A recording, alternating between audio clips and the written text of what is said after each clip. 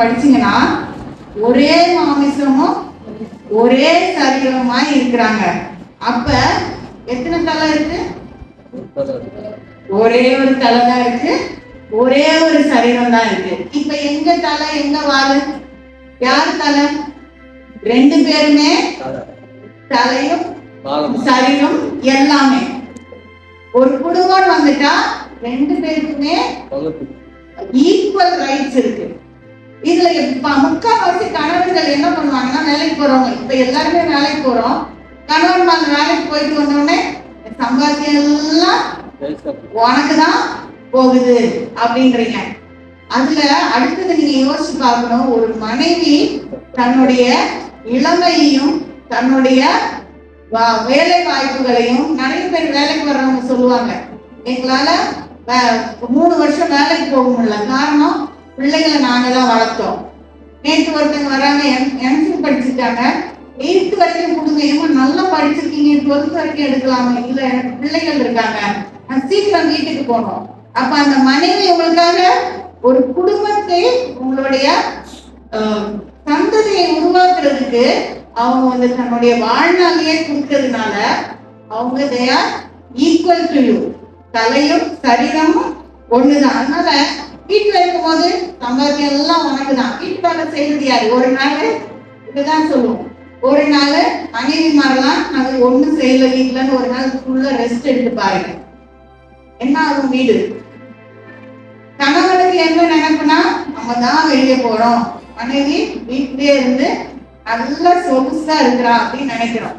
அப்படி கிடையாது. ரெண்டு பேருமே இருந்து பாக்குறதுதான் ஒரு குடும்பம். அந்த எண்ணங்களை ஆண்கள் மாத்தினாலே போராடும் பெண்ணிற்கு நல்ல ஒரு துணை கிடைச்ச மாதிரி. அதே மாதிரி சில நேரம் மனைவிமாரும் நினைப்பாங்க, இவங்க போய் நல்லா ஏசி ரூம்ல உட்காந்துட்டு வர்றாரு, ஒரு வேலை கிடையாது அப்படின்னு நம்ம நினைப்போம். ஆனா அவங்க போராடுற போராட்டம் நமக்கு தெரியாது. அதனால ஒருத்தருக்கு ஒருத்தர் உறுதுணையா இருக்கணுமே ஒழிய நம்ம வந்து ஒருத்தர் ஒருத்தர் குறை சொல்லியோ இல்லைன்னா தூற்றக்கூடாது, இப்படி பழகக்கூடாது. எபேசியர் 5:28 படிக்கும்.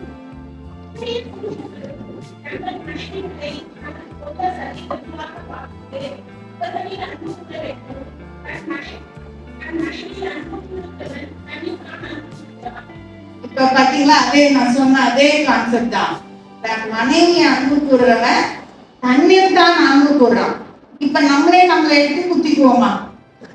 அன்லஸ் நமக்கு ஏதோ ஒரு சைக்காட்ரிக் ட்ராமா இல்ல நம்ம பைத்தியம் அப்படின்னா மட்டும்தான் நம்மளை நாமே காயப்படுத்திக்குவோம். அப்படித்தானே? பிசாசு பிடிச்சது லேகியோன் என்ன பண்ணா, தன்னை தானே காயப்படுத்தி கொடுத்தான். அப்ப அந்த மாதிரி பிரச்சனை இல்லைன்னா நம்மள நாமே காயப்படுத்திக்க மாட்டோம். அப்ப கணவன் மனைவிய ஏதாவது ஒரு விதத்துல பிசிக்கல் அபியூஸ் பண்றாங்கன்னா அப்ப என்ன அர்த்தம்னா, தன்னுடைய சரீரத்தையே அவன் வந்து காயப்படுத்துறான் அப்படின்னு அர்த்தம். ஏன்னா கோபத்துல ஒரு அடி அடிச்சிருவோம், அதுக்கப்புறம் வர பிரச்சனைகளை யாரும் பார்க்கணும்?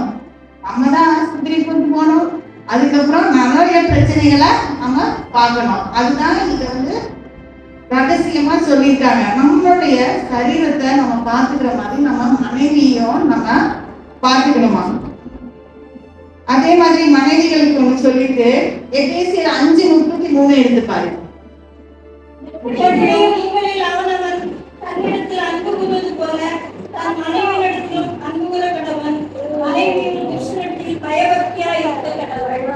மனைவியும் புருஷனிடத்தில் பயபக்தியா இருக்க கடவுள்.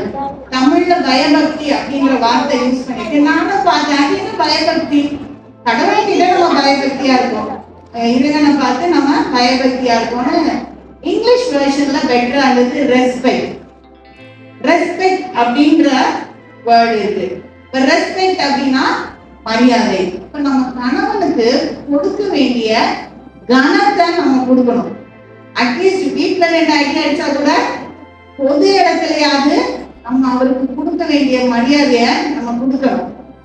முந்தி காலத்துல எல்லாம் நீங்க இப்பயுமே பழைய பாட்டி இதெல்லாம் போய் வீட்டுக்கார பேரை கேளுங்க, சொல்ல மாட்டாங்க. அடுத்து எங்க காலத்துல எல்லாம் எங்களுடைய ஜெனரேஷன் எல்லாம் அட்லீஸ்ட் யாராவது பேரை கேட்டா சொல்லுவோம், கூப்பிடும்போது நீங்க நாங்க அப்படின்னு சொல்லிப்போம். இப்ப வர்ற ஜெனரேஷன்லாம் பேர் சொல்லி கூப்பிடுறாங்க. அதாவது இது கூப்பிடலாம், உங்கள் உரிமை, உங்கள் கணவன், அதெல்லாம் தப்பு கிடையாது. அவருக்கு கொடுக்க வேண்டிய கனத்தை கொடுங்க. அதுதான் பொது இடத்துல வச்சு அவர் கூப்பிடும் போது மரியாதையா அப்படி கூப்பிட்டீங்கன்னா பாக்குறவங்க என்ன நினைப்பாங்க, இப்படி ஒரு பயபக்தி உள்ள மனைவி யாருக்கு கிடைக்கும் அப்படின்னு நினைப்பாங்க. அப்கோர்ஸ் எல்லாருமே அவங்கவுங்க கணவனுக்கு பயபக்தி உள்ளவர்கள் தான், அது நமக்கு தெரியும். அதனால நம்ம கொடுக்க வேண்டிய கனத்தை கொடுக்கணும். Give respect, take respect. நம்ம கனம் கொடுத்தா கணவன்மார்கள் பதிலுக்கு என்னத்தை கொடுப்பாங்க? கனத்தை கொடுப்பாங்க. 1 பேதுரு 3:7 ஒரு வார்த்தை பயன்படுத்தப்பட்டிருக்கு.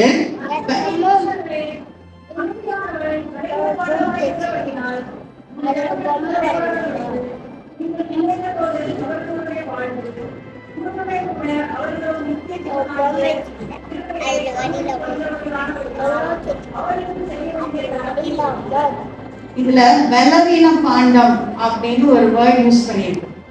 நம்ம எல்லாருமே பலவீன பாண்டம் அப்படின்னு ஒண்ணு ரொம்ப வீக் அப்படின்னு நம்ம நினைச்சுக்கிறோம். பிசிக்கலா அப்படி கிடையவே கிடையாது. உங்களுக்கு டைபாய்டு ஜுரம் வரும், வீட்டு வேலை செய்யாம இருப்பீங்களா? செய்யாம இருக்க மாட்டோம், நம்ம செய்வோம். அந்த வீட்டுக்காருக்கு சளி பிடிச்சு கொஞ்சம் ஜுரம் வரும், என்ன ஆகும்?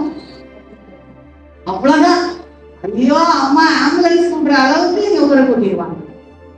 கரெக்டா? ஏன்னா அந்த அளவுக்கு அவங்கதான் பலவீன பாண்டம். மனைவிகள் அவங்களுக்கு நல்ல ஒரு பிசிக்கலாவும் ஸ்ட்ரென்த் இருக்கு, மென்டலாவும் ஸ்ட்ரென்த் இருக்கு. அந்த அளவுக்கு பலம் உள்ளவர்கள் தான் மனைவிகள். அப்ப என்ன பலவீனம்? என்ன பலவீனம்? இதுல ஒரு வார்த்தை பயன்படுத்தப்பட்டிருக்கு, விவேகமாய் நடந்து கொள்ளணும்னு. அப்ப பலவீனத்தை கையாளுறதுக்கு எதுக்கு விவேகம்? பலவீனத்தை கையாளுறதுக்கு உங்க பலம் தானே தேவை. எதுக்கு விவேகம் அப்படின்ற வார்த்தை யூஸ் பண்ணப்பட்டிருக்கு அப்படின்னு நீங்க போனீங்கன்னா, மறுபடியும் ஆதியாகமத்துல நான் உங்களுக்கு சொல்லிடுறேன். அதுல ஒரு சாபம் கொடுக்கிறார் கடவுள். அதாவது அந்த தொடக்கூடாது அப்படின்னு சொல்லப்பட்ட கனிய ஆதாமும் ஏவாளும் புடிச்ச பிறகு ஒவ்வொருத்தருக்காக சாபம் கொடுத்துட்டே வராரு. அப்ப ஸ்திரீயை நோக்கி ஆதியாகமம் 3:16 உன் ஆசை அவனை பற்றி இருக்கும் அப்படின்னு ஒரு சாபத்தை கொடுக்கிறாரு. உன் ஆசை அவனை பற்றி இருக்கும்னா, உன் ஆசை உன் கணவனை பற்றி இருக்கும். இது ஸ்திரீகளுக்கு கொடுக்கப்பட்ட சாபம். சாபமா அதை எடுத்தாலும் சரி, அதை வரமா நீங்க மாற்றிக்கிட்டாலும் சரி, அது உங்க கையில தான் இருக்குது. அப்ப இப்படி ஒரு சாபம் ஸ்திரீகள் மேல் இருக்க, இதை ஆண்கள் விவேகமாக கையாள வேண்டும். இதுதான் இதுல விவேகம் அப்படின்ற வார்த்தைக்கு தெளிவு. இதுல பெலனை வச்சு பெலன் அவங்க அடக்குங்கன்னு சொல்லல, விவேகமாக கையாளுங்கள் அப்படின்னா, மனைவியோட முதல் வீக்னஸ் என்ன தெரியுமா? அதுக்கா சொல்ல முடியுமா? என் புருஷன் எனக்கு மட்டும்தான், என் புருஷன் எனக்கு மட்டும்தான். தெரிஞ்ச ஒருத்தர்கிட்ட பேசக்கூடாது, அங்க பேசக்கூடாது, இப்படி ஏகப்பட்ட ரூல்ஸ் இருக்கும். இதை கணவன்மார்கள் எப்படி கையாள வேண்டும்? விவேகமாக கையாள வேண்டும். மனைவிய அப்படிலாம் நீ இருக்கக்கூடாதுமா, இது 21st century, நாங்க 4 பேர்கிட்ட பேசுவோம், அதெல்லாம் புரியாது மனைவிக்கு. மனைவி தன் கணவன் மேல் பொசசிவா தான் இருப்பா. அப்ப நீங்க என்ன சொல்லணும்? அவங்களுக்கு அவங்களுடைய எதிர்பார்ப்புக்கு ஏற்ற மாதிரி நீங்க நடந்துக்கணும். ஆபீஸ்ல வேலை செய்யற பெண்களோட ஆபீஸோட முடிச்சுக்கணும் கரையை. சரியா? வீட்டுல மனைவி உங்களோட பேசாதீங்க அப்படின்னு சொன்னா பேசாதீங்க. எதுக்கு அந்த வெட்டி பேச்சு? ஆகாத சம்பாஷணை நல்லொழுக்கத்தை கெடுக்கும். இதுதான் போராடும் பெண்ணிற்குரிய முதல் பலவீனம். கணவன்மார்கள் மேல உள்ள பொசசிவ்னஸ்னாலதான் வீட்டுல பாதி பிரச்சனை வருது, பாதி பிரச்சனை வருது. இதே கணவன்மார்கள் இந்த பொசிஷன் எடுக்க முடியாது. என்ன சொல்லுவாங்க? என்ன சந்தேகப்படுறீங்களா? அவங்களும் கவனமா தான் இருப்பாங்க, நீங்க கவனமா இருந்தீங்கன்னா. இதுதான் முதல் இது. அதுக்கப்புறம் மனைவியின் சண்டை ஓயாத ஒழுக்கு. நம்ம வீட்டுல மழை நேரத்துல ஈரம் ஆகிட்டே இருந்தா எப்படி இருக்கும்? விரிச்சலா இருக்கும்ல. அதே மாதிரிதான் மனைவியின் சண்டையும். எஃப்எம் ரேடியோ மாதிரி சிலர் திட்டிக்கிட்டே இருப்பாங்க. பிள்ளைகளை திட்டுவாங்க, கணவனை திட்டுவாங்க, அதுக்கப்புறம் மாமனாரை திட்டுவாங்க, மாமியாரை திட்டுவாங்க, யார் யாரையோ திட்டுவாங்க. இதுக்கு காரணம் என்ன அப்படின்னு நீங்க ஃபர்ஸ்ட் கண்டுபிடிக்கணும். கோபப்படுவாங்க, புலம்பிக்கிட்டே இருப்பாங்க, சண்டை போட்டுக்கிட்டே இருப்பாங்க, பிள்ளைகளை அடிப்பாங்க. ஏன் என் மனைவி இப்படி நடந்துக்கிறார், திருமணத்துக்கு முன்னாடி என் மனைவி எப்படி இருந்தா அப்படின்னு நீங்க கொஞ்சம் கண்டுபிடிச்சீங்கன்னா ரொம்ப செலவு கம்மி தாங்க உங்களுக்கா. ஆண்களுக்கெல்லாம் சொல்றேன், திருமணமான ஆண்களுக்கெல்லாம் செலவு ரொம்ப கம்மி தான். 3 நேரமும் மனைவி கிட்ட சாப்பிட்டியாமா அப்படின்னு ஒரு வார்த்தை கேளு. நீ சாப்பிடலையா, வா 2 பேரும் சாப்பிடலாம்.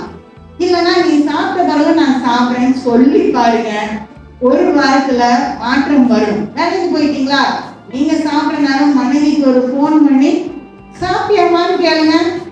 ஐயோ அம்மா, அந்த மனைவி அதுக்கப்புறம் உங்களை எப்படி கவனிக்கிறாங்க மட்டும் பாருங்க. அதுக்கப்புறம் புடவை கட்டிட்டு வருவாங்க. புது புடவையோ பழைய புடவையோ, அம்மா இந்த புடவையில நீ ரொம்ப அழகா இருக்க. யார்கிட்டயும் இருந்தா அவங்க ஒரு காம்ப்ளிமெண்ட் எதிர்பார்க்க மாட்டாங்க மனைவிகள். கணவன் கிட்டதான். பல கணவன் அவங்க காலையில என்ன புடவை உடுத்தினாங்கன்னு கூட பார்க்க மாட்டாங்க. ஏன்னா மனைவி கூடவே இருக்கிறாங்க, எப்பனாலும் நம்ம அவங்க உடுத்துறத பார்த்துக்கலாம் அப்படின்ற எண்ணம் அவங்களுக்கு. இது அவங்க. அப்புறம் இன்னைக்கு என்ன ரொம்ப அழகா இருக்க, இந்த மாதிரி சில வார்த்தைகள்.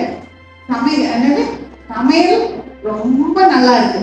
அன்னைக்கு உண்மைக்கு உப்பு போட்டுக்க மாட்டாங்க, ஆனா நீங்க என்ன சொல்லணும், சமையல் ரொம்ப நல்லா இருக்கு அப்படின்னு நீங்க சாப்பிடுங்க. அதுக்கப்புறம் உங்களுக்கு ராஜ விருந்துதான் எப்பயுமே. உடனே சரியில்லாத நேரத்துல என்னம்மா முகம் வாடலா இருக்கு, என்னம்மா காலை தாங்கி நடக்கிற, இப்படி சில வார்த்தைகள் மட்டுமே நீங்க பயன்படுத்தினாலே போதும். அதான் நான் சொன்னேன், செலவு ரொம்ப கம்மிதான். மனைவிய சந்தோஷப்படுத்துறது. எல்லா மனைவியும் நகையை வாங்கி கொடுங்க, புடவைய வாங்கி கொடுங்கன்னு கேட்க மாட்டாங்க. கட்டின புடவையே ரொம்ப அழகா இருக்குன்னு சொல்லுங்க. தங்கம் என்னம்மா தங்கம், நீ தங்கமா சொல்லிக்கிறம்மா அப்படின்னு சொல்லி பாருங்க. ரொம்ப நல்ல குடும்பம், ரொம்ப எக்கனாமிக்கலா நீங்க ரன் பண்ணிடலாம் உங்க ஃபேமிலியில.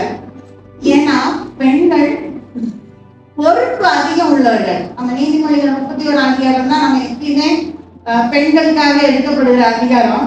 அதை நீங்க எடுத்தீங்கன்னா அவள் செய்யற ஒவ்வொரு காரியத்தையும் நீங்க பாத்தீங்கன்னா எனக்கே ஆச்சரியம். அதிகாலையில எழுதும் போது தன் பிள்ளைகளை நின்ற குளிருக்கு பயப்படாது அப்படிலாம் இருந்து வியாபார கப்பலை போல் இருக்காது.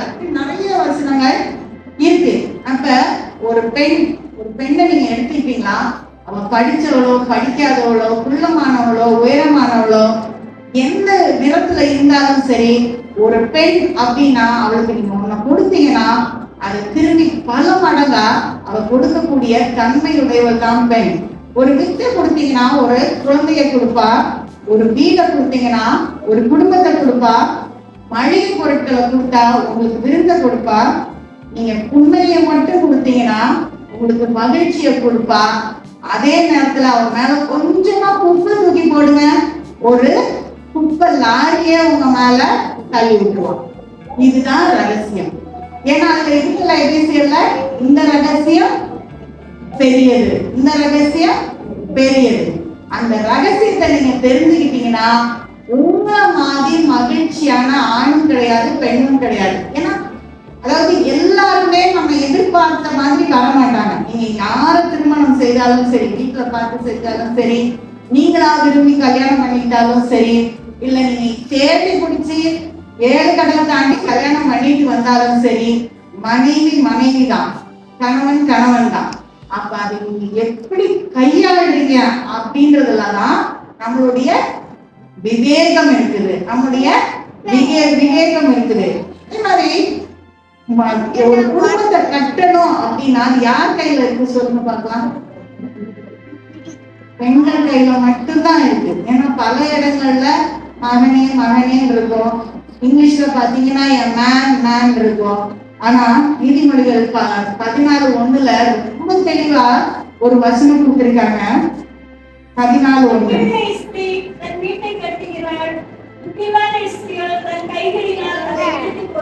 புத்தியுள்ள ஸ்திரீ தன் வீட்டை கட்டுகிறாள். வீடுனா கல்மண்ணான வீடு கிடையாது, தன் குடும்பத்தை கட்டுகிறாள்.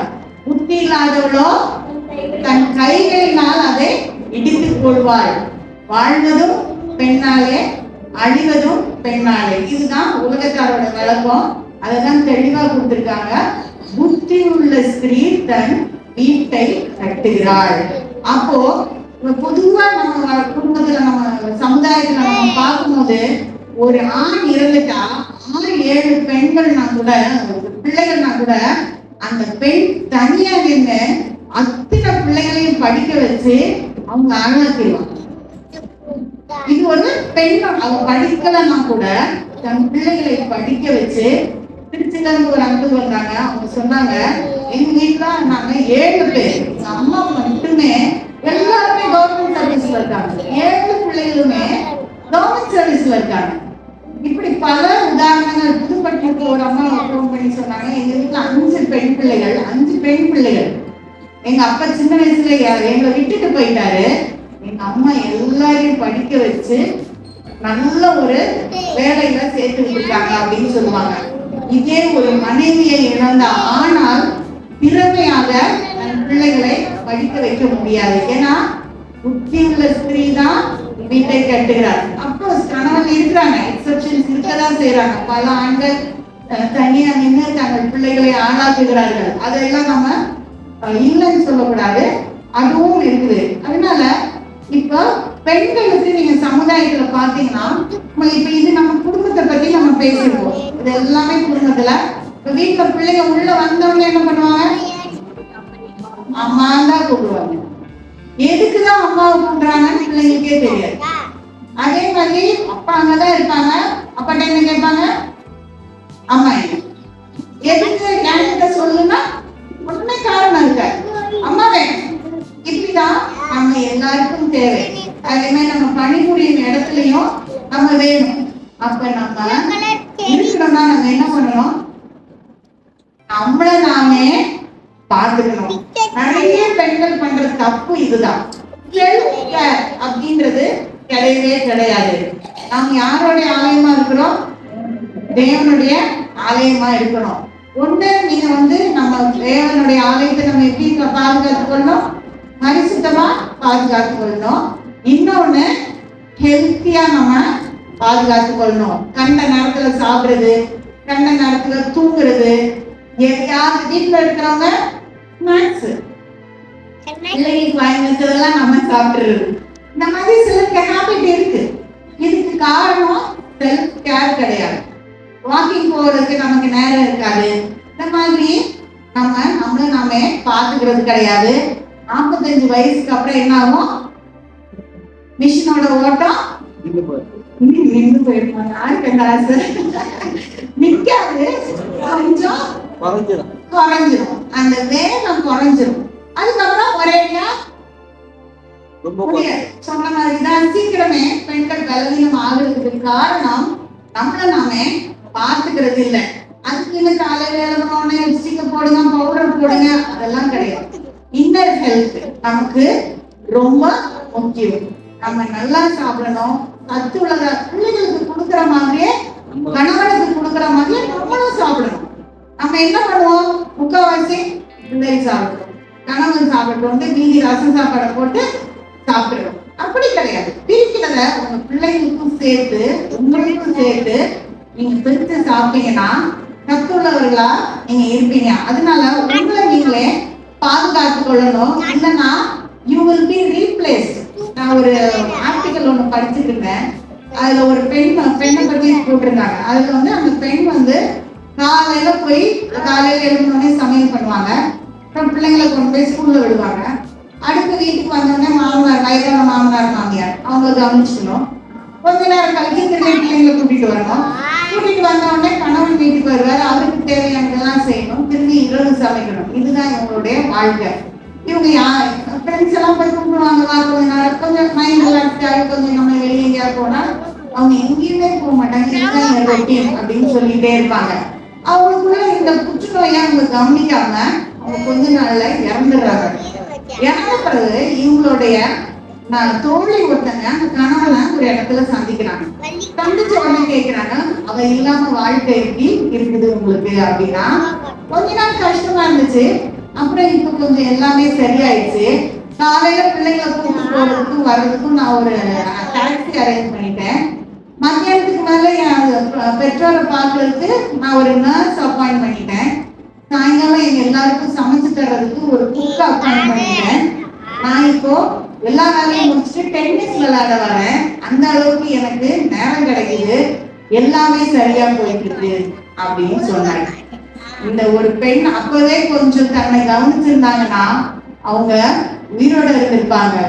இவங்களை ரீப்ளேஸ் பண்ணிட்டாங்க பாத்தீங்களா. அதனால சீக்கிரமே எல்லாமே ரீப்ளேஸ் ஆயிடும். அதனால நம்ம என்ன பண்ணா நம்மள நாமளே பாதுகாத்து கொள்ளணும். நம்மள செல்ஃப் கேர் நம்ம கண்டிப்பா கொடுத்துடணும். அந்த ஒரு இதை நம்ம பண்ணோம்னா நம்மளுடைய சந்ததி ஆசீர்வதிக்கப்படும். அண்ணாளுடைய ஜபம் நம்ம எல்லாருக்கும் தெரியும். அண்ணாவுக்கு கர்ப்பம் அடைக்கப்பட்டிருந்தது நமக்கு தெரியும், ஏன்னு நமக்கு தெரியாதுல்ல. அது எல்கானா மேல உள்ள ஒரு சாபம். எல்கானா ஆசாரியர் பரம்பரையில உள்ளவர். ஆனா அவர் ஆசாரியனா இல்ல. பழைய இதுல இருந்து நீங்க வாசிச்சீங்கன்னா இதை நான் சீக்கிரம் முடிச்சிடுறேன்.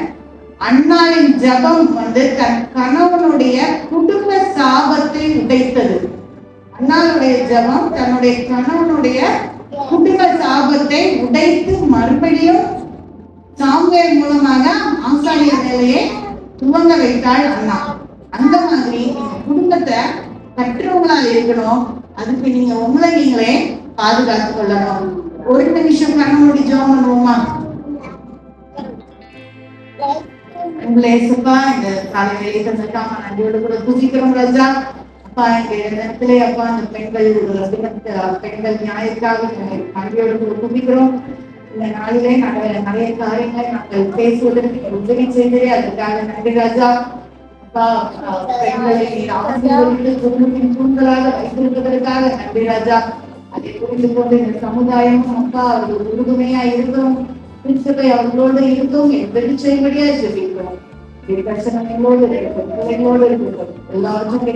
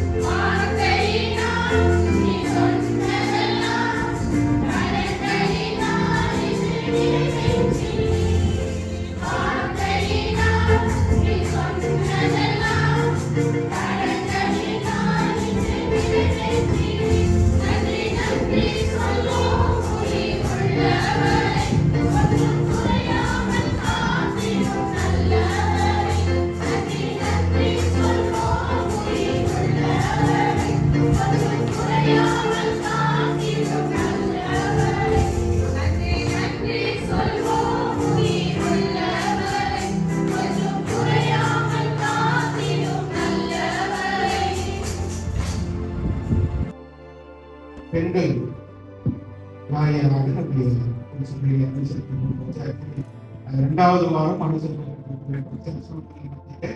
இந்த நாளையில் கூட பெண்கள் கையை சந்தித்து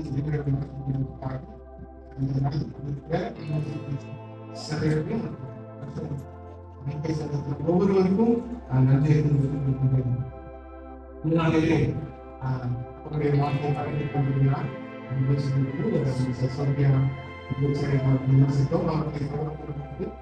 வேறொரு நிகழ்வுக்காக செல்ல இருந்தார்கள். இருந்தாலும் சொல்லிக் கொடுக்குமாய் அவரும் அவர்கள் அவர்கள் இருவரையும் அவர்கள் கூட திருச்சபை சார்பாக இந்த நிகழ்வு என்ன செய்யறது பார்த்தீங்கன்னா, இந்த மாதம் நம்முடைய தமிழக அரசால் நல்ல ஆசிரியர் விருது திரு டாக்டர் ராதாகிருஷ்ணன் அவார்டு வந்து மேடம் அவர்கள் பெற்றிருக்கிறார்கள். மகிழ்ச்சி அடைந்து வாழ்த்துகிறோம். திருச்சபையின் சார்பாக அன்போடு கூட அவர்களை வாழ்த்துகிறோம்.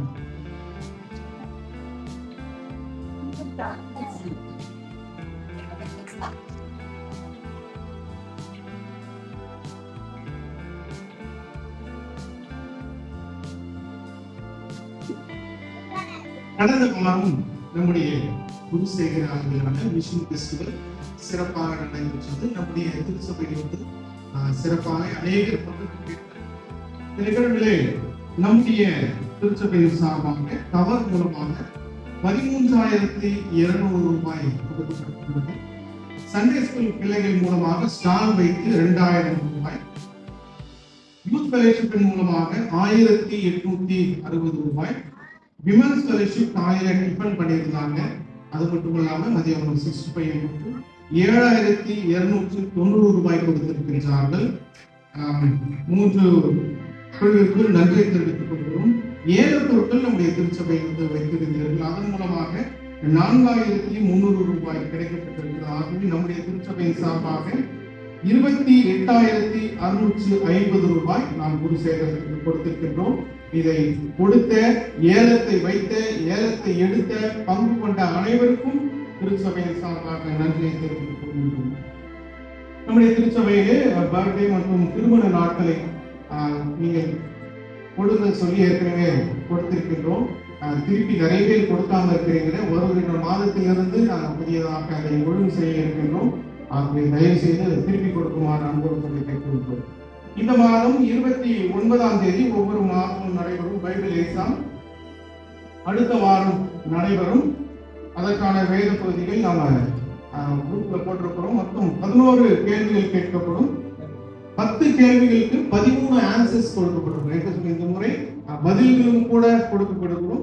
11வது கேள்வி சங்கீதம் 19ஆம் அதிகாரம் 7வது வசனம் எழுத வேண்டும். 15 நிமிடங்கள் கொடுக்கப்படும். இது எப்படி எக்ஸாம் இருக்குன்னு சொல்லிட்டு அந்த நேரத்துல தான் உங்களுக்கு கொடுக்கப்படும். ஏற்கனவே நாங்க நிறைய பேரை எதிர்பார்க்கிறோம் எழுதுவீங்கன்னு சொல்லிட்டு கடந்த மாதம் 10 பேர் எழுதுவீங்க. இந்த முறை அதிகமாக எழுதுவீங்க நம்பிக்கையோடு இருக்கிறோம். மீண்டுமாக இன்றைய நாளிலும் குரூப்ல நாங்க வசனத்தை போடுறோம். ஏன்னா அனுதின வேத வாசிப்பு வருஷம் வருஷம் நம்ம பெற்றுக்கொள்கிறோம். டெய்லி அதை படிக்கிறோமா? நிறைய பேர் படிக்கிறோம். இருந்தாலும் இன்னும் அதிக கவனம் செலுத்த வேண்டும் என்று சொல்லி இப்படிப்பட்ட நிகழ்வுகளை வாழ்வு பிள்ளைகள் செய்கிறார்கள். நீங்கள் அநேக பேர் அடுத்த வாரம் எக்ஸாம் எழுத தயாராகுமாறு அன்போடு கூட கேட்டுக்கொள்கிறோம். இந்த நாளிலே கூட ஆலயம் முடிந்துவிட்டு நம்முடைய பெண்கள் ஐக்கிய சங்கத்திற்கு டீ மற்றும் ஸ்நாக்ஸ் கொடுத்த குடும்பத்திற்கு நன்றி தெரிவித்துக் கொள்கிறோம். ஆக்சுவலி அவர்கள் பெயரை சொல்ல வேண்டாம் என்று சொல்லிவிட்டார்கள். அந்த குடும்பத்திற்கு திருச்சபை சார்பாக நன்றியை தெரிவித்துக் கொள்கின்றோம். அடுத்த மாதம் 17ஆம் தேதி வியாழக்கிழமை மாலை 3 மணிக்கு நம்முடைய திருச்சபையில் கன்ஃபர்மேஷன் சர்வீஸ் நடைபெற இருக்கிறது. நேற்று இரவு 7 மணிக்கு தான் பிஷப் அவங்க டைம் கொடுத்திருக்கிறாங்க. முடையூர்ல போயிட்டு முடித்து விட்டு இங்கே வந்து கன்ஃபர்மேஷன் சர்வீஸ் நடக்கும். ஆகவே உங்களுடைய பிள்ளைகளுடைய பெயர்கள் நீங்கள் கொடுக்க வேண்டும் என்று சொன்னால் 16 வயது முடிந்த பிள்ளைகளுக்கு நீங்கள் இன்றைக்கு பெயர் கொடுக்குமாறு அன்போடு கேட்க நிறைய பேர் கொடுத்திருக்கிறீங்க. கொடுக்காதவர்கள் இந்த இடத்துல கொடுங்க. ஏன்னா அடுத்த வாரம் 3 வாரம் கண்டினியூஸா கிளாஸஸ் இருக்கு. ஆகவே பிள்ளைகளை நீங்கள் தயார்படுத்தி அனுப்புமாறு கேட்டுக்கொள்கிறோம். இன்றைய நாள் நிகழ்வுகள் யூடியூப்ல ஒளிபரப்பப்படும். குரூப்ல வந்து நம்முடைய வாட்ஸ்அப் குரூப்ல அவருடைய லிங்க் வந்து கொடுக்கப்படும். ஆகவே அந்த நிகழ்வை பார்க்குமாறு அன்போடு கேட்டுக்கொள்கிறோம்.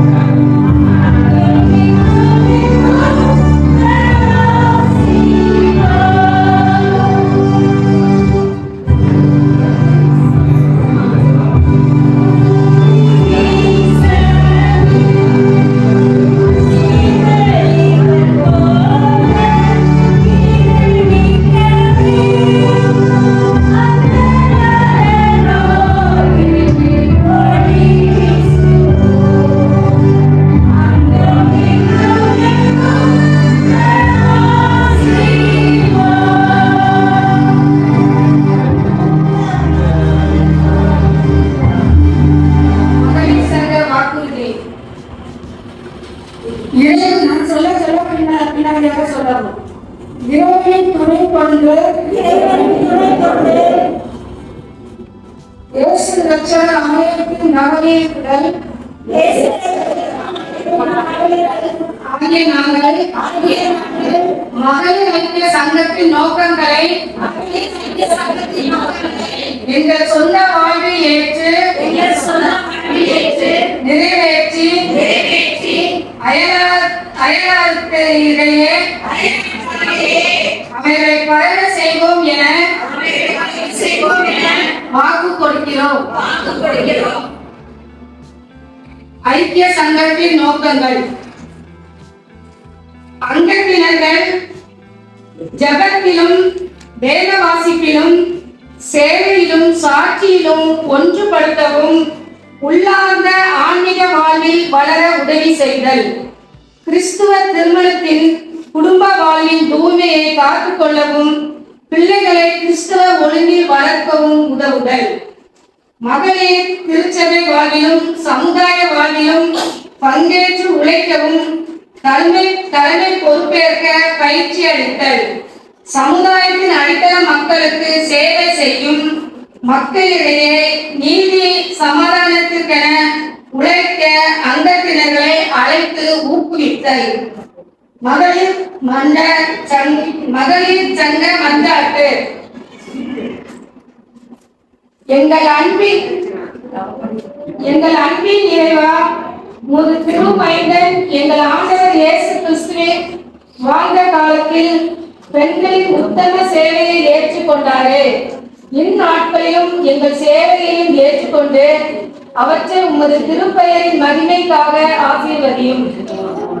மகளிர் ஐக்கிய செயல் திட்ட சாட்சியின் மூலமாய் எம் நாட்டவர் மீட்பரின் அன்பை அறிந்து கொள்ளவும் கடவுளின் பிள்ளைகள் என்ற மகிமையான உண்மையை புரிந்து கொள்ளவும் அருள் புரிய வேண்டும் என்று எங்கள் ஆண்டவராகிய இயேசு கிறிஸ்து மூலமாய் வேண்டிக் கொள்கிறோம். ஆமென்.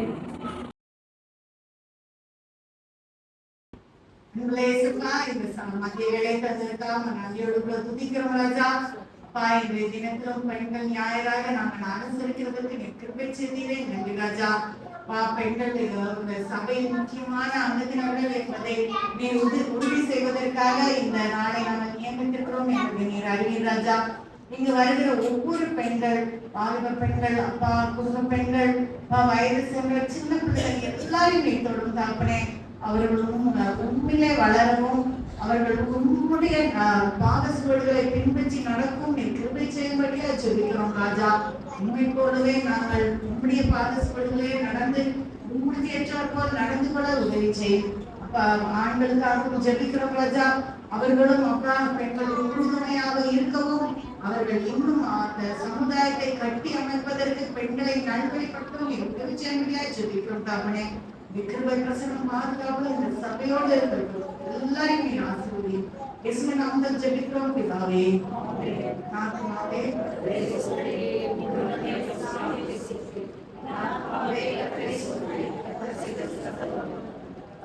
ஆமென். போராடும் மக்களின் கூக்குரலை கேட்டு இறங்கி வந்து செயலாற்றும் கடவுளை நான்கும் போராட்டத்தை முன்னெடுத்து சென்று சிலுவையின் வழியை வெற்றி சிறந்த இயேசு கிறிஸ்துவின் அருளும் போராடும் மக்களோடு நம்மை இணைத்துக் கொள்ள உந்தித்தல்லும் தூய ஆவியாரின் ஆற்றலும் நம் அனைவரோடு கூட இப்பொழுதும் எப்பொழுதும் சதா காலங்களில் நிலைத்திருப்பதாக.